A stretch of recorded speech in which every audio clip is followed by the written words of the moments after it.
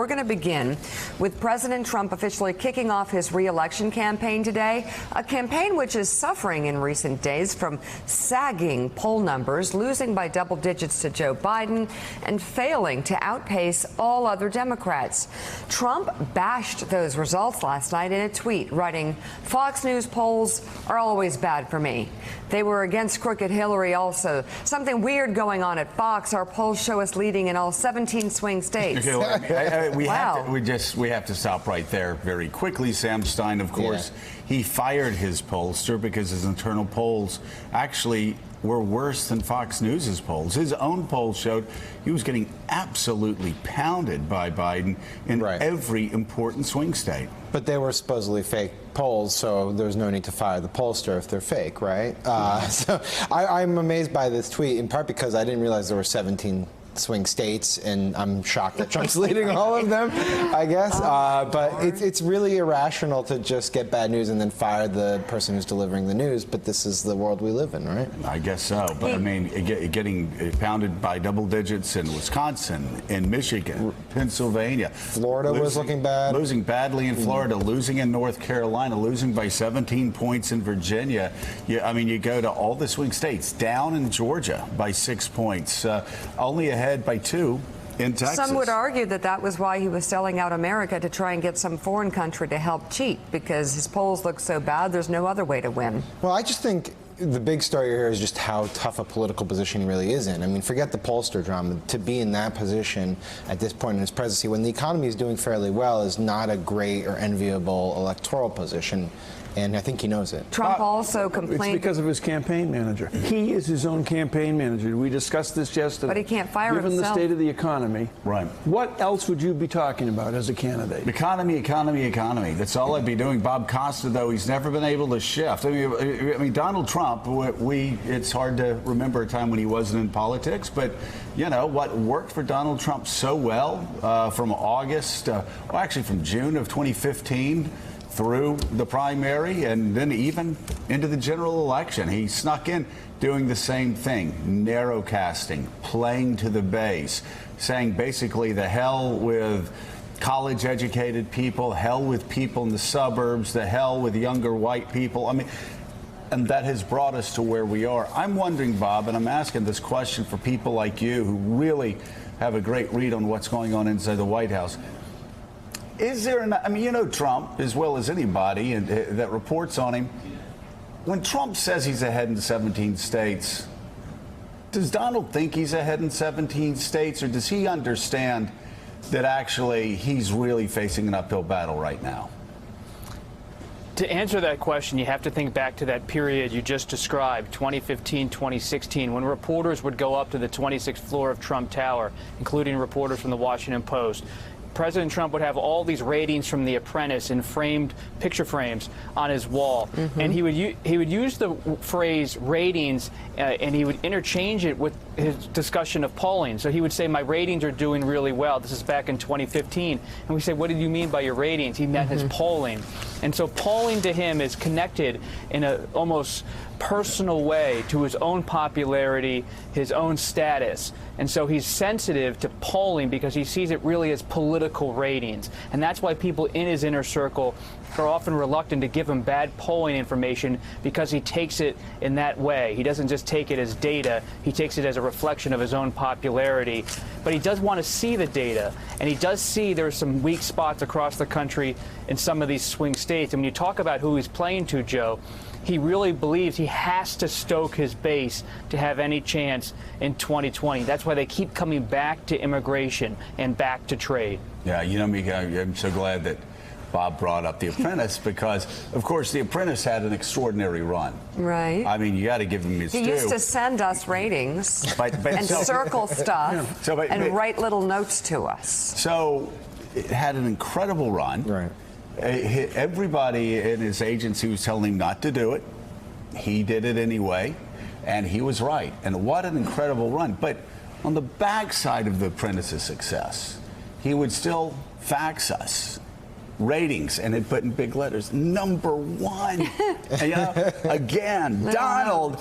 And you'd look at the ratings, I swear, and it'd be like 17. And I'd hand them to Mika, do you get this? I don't understand this. And it's so funny that I don't know what year it was. Maybe it was in 2011, 2012, but it was the end of a remarkable run. Yeah.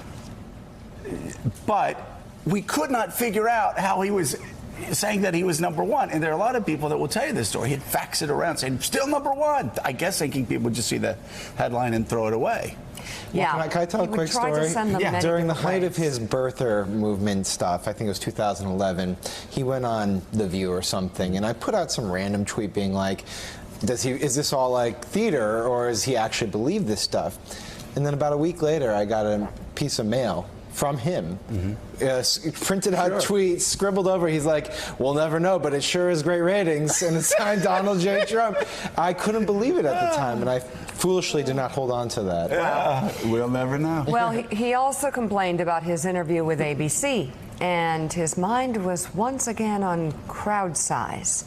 At the rally site in Orlando, Florida, the first person in line says she got there 42 hours before the event is even scheduled to start. The South Florida Sun-Sentinel notes the line was about 50 people long as of 3 p.m. yesterday and had grown to 250 people by 9:30 last night. The Sentinel goes on to note that at the same time the president was tweeting that thousands of people are already lined up in Orlando some 2 days before the rally. This as Sunday night's ABC News special that the president personally promoted on social media turned out to be a ratings bust. The show was third in its Sunday night time slot with 3.91 million viewers, a sharp drop from the week before when Celebrity Family Feud pulled in 6.1 million viewers. So he didn't get the ratings. Well, It's the feud, man. I mean, come on, Gene, it's the feud. You're not going to beat Steve Harvey in the feud. But that said, I think the question, Gene, going into 2020 is going to be whether the excitement's still there for Trump. How much can you gen it up? Yeah. At some point, even shows that have great runs like The Apprentice, at some point they just grow old and people turn away and go to another story. And I wonder if you look at everything we've been talking about this morning, whether that's starting to happen here. Because I will say this, Trump people who still, when I ask, were you still supporting it, they almost to a person go, love him. I mean, we voted for him, I'm going to vote for him again. But then they'll go, oh, God. Wish you would stop. But his tweets make me so tired. It's almost to a person that I talk to. He has exhausted them. Yeah, he really has. And I think that, you know, I think we, if anything, underestimate how desperate he's getting already at these signs that that there's just Trump exhaustion out there, that the base is going to take a whole lot more stoking, even more stoking than he did last time, a lot more stoking to get him out in comparable numbers. If you look at I saw some figures a few weeks ago on responses to his tweets, and that's way down. There's you know, people become desensitized over time, and I think some people have become desensitized, others have just wandered away, others have been appalled by various things he's done, and so I think if you know, he looks really frantic right now, but I think we haven't seen anything yet. I think it's going to get much, much, much worse before it gets any better. There are different arguments for why the frantic behavior and such bold-faced lying to George Stephanopoulos. I mean, just completely refuting the reality of the polls. And I guess some could argue that there's some serious ramifications waiting for him from the Southern District of New York and from the law if and when he leaves office after his first term. So that could lead to frantic behavior. Well, I mean, also, though, here's the thing. A lot of his base supporters still believe him. Yeah. And so it has. But the reality is that it doesn't matter what the reality is to a lot of his base supporters. Let's just admit, Patty, let's just admit, his lying and his tweets, his creating an alternative reality, as Kellyanne Conway called it at the very beginning, that creation of the alternative reality has at least worked for 35% of Americans, and the other 5 to 10% that support him don't care that he's lying. They like the economy as it is. Yeah, the question is, what's the magic number in his approval ratings mixed with the electoral college system that means he can win or he can't? And some people have put it about 44%. He cannot win below 44, 45%. Even when you put in the strangeness and the oddity of trying to do the kind of jigsaw maths of the electoral college system, there does seem to be a level of desperation, and that ratings figure from the George Stephanopoulos interview from Sunday night has got to kill him, that he hates the idea that he's not rating well, and you wonder whether all the announcements that he's just made about ICE and the deportations that are coming up of families are not a reaction to the fact that these poll numbers internally, the poll numbers at Fox, the ratings are looking bad on Sunday night. And that seems to be when he goes back to the issue that he knows gets to those 35% of the people who still support him and support his policies, and that's immigration. Because the ICE agents are telling us they're not ready, they're tied up at the border, they don't want this leaked anyway because that's the worst way to carry out this kind of operation. And it takes a lot more planning than just we're about to start this next week. So you wonder whether, whenever you see a tweet like that, you have to think at this particular moment, is it because the president is reacting to some bad news internally on those polls and he doesn't like it? Well, go ahead, Mike, real quick. You know what might be his biggest asset, Joe? Trump's biggest asset is his dominance of the media. I mean, there are some very, very good Democratic candidates out there running for president. Incredible. We never really get to them because everything is Trump-centric. Well, and he has the platform. He has the all bully day, pulpit. every day. His dominance. Well, and that's one of the things that I noticed in the book is when, writing this book. This ends badly. Yeah, this ends badly. Thank you so much. No, available. No, now pre-order. The thing I noticed, Mike, was how many times we all knowingly and willingly fell right into the trap. Right? Marco Rubio endorses Nikki Haley, the governor of South Carolina, endorses Marco Rubio. We start to move towards that story. Donald Trump attacks the Pope. Right. We spend the next 5 days going, he'll never survive, attacking the Pope. Yeah. What's he going to do to deflect from this? Talked about Nikki Haley endorsing Marco Rubio after that. And again, going through the book, going through the campaign, going through the timeline. This happened literally every day. Yeah, but do you think that just because it worked for him in the past means it'll work again in the future? No, but he could do something pretty damaging to our country. But Bill with the 35% though that Joe just referred though. Yeah, but I think they're going to be there no matter what, right? So he operates on the idea that any media attention is good for him, right? And so he'll say outlandish things. He'll make tweets like he did last night, which could have really bad real world implications. But it doesn't really matter because all the objective is to get the attention back on him. But I'm not sure that's necessarily a winning formula. No, I don't think it is this year. I mean, so many of us were wrong about Donald Trump in 2016, but he did what he had to do as a challenger to beat 16 people, and then with the help of Jim Comey, beat Hillary Clinton. But Bob Costa. It's so interesting that Donald Trump, the shocking thing about Trump's campaign, as you know very well, is in those early states, Iowa, New Hampshire, South Carolina.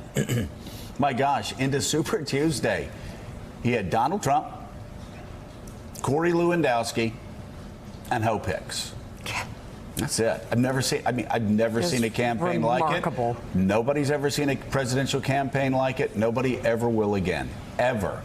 And now I wonder, he's got all the infrastructure he wants. He's got all the infrastructure he needs. I wonder how he performs as a front runner. And I'm surprised he just can't adjust to the fact that he needs to get the undecideds. He needs to get 5, 6, 7% to win this year. But any sense that there's that understanding inside the White House? there is an understanding, at least with the president. We're going to hear a lot, and we already have, about Brad Parscale and the Trump campaign and this new infrastructure and how different it is than it was in 2016 with Hope Hicks and Corey Lewandowski on the president's plane, private plane. But what really matters is not the infrastructure, but the message. And when you talk to people who are in conversation with President Trump every day, they are bracing in what they reveal. They say this campaign in 2020 is going to be so relentless and so focused on painting the Democrats with the broad brush of socialism, stoking fear on immigration, coming back again to attacking the Democratic candidates as people who will change the country in fundamental and destructive ways.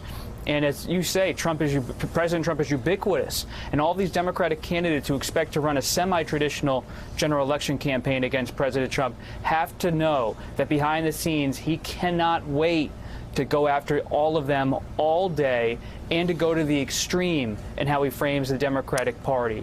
And as you say, this could end badly. Politically, this will be 2016 torqued up even more. That's how the president's talking about it. Well, and if he wants to distract, he has the platform to do things, to distract in a very big way.